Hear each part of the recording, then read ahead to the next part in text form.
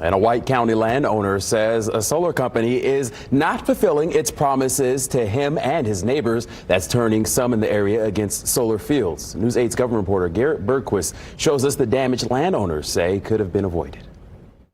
Doug McGill has raised corn and soybeans on this land near Reynolds for decades. In 2019, he leased some of it to a solar company to build solar fields like the one you see behind me. Now he says the company's actions have jeopardized his heirs' ability to use the land. McGill says he wasn't even sure he wanted to lease out his land in the first place. He says the trouble began almost immediately. They agreed to not damage any of the drain tile because I knew this was all converted to prior wetlands, so it needed drainage or it would become quite wet. But in the end, they destroyed everything. McGill leased about 400 acres to Texas-based EDP Renewables. When the lease runs out, he or his heirs are supposed to get the land back. He says the land now doesn't drain like it used to, which is why you see wet spots like this. McGill says the company didn't keep its promise to minimize topsoil loss either. They came in and bulldozed 60 acres of it, so there's virtually no topsoil left there. So when this thing is removed, that 60 acres is going to be useless as farmland.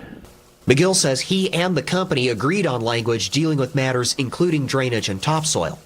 But he says when he finally got a notarized copy of the lease he signed, the company had omitted or changed the language they had agreed on. He says he doesn't have a copy of the original language. I brought those issues to Andrew Magner. He's the senior project development manager for EDP Renewables.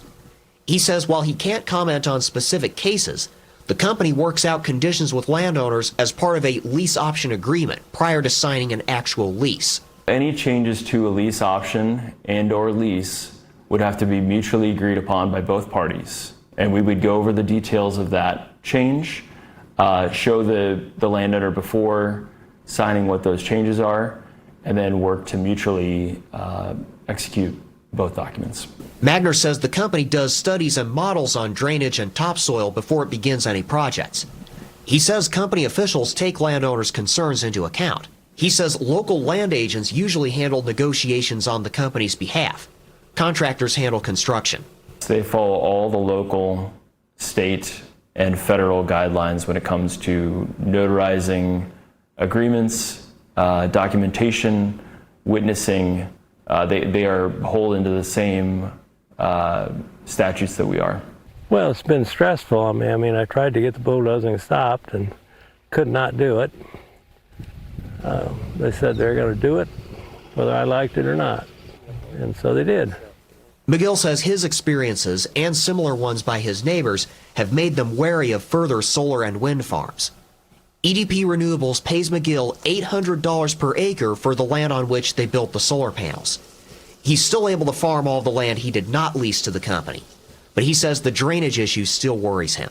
I just hope that they take care of the drainage issues so I don't have to spend a lot of money repairing what I have to repair on the land that I can still farm. It's not a total loss. McGill says he was able to use the money from the solar lease to buy some new cropland nearby. In White County, I'm Garrett Bergquist for Wish TV, wishtv.com, and like us on Facebook.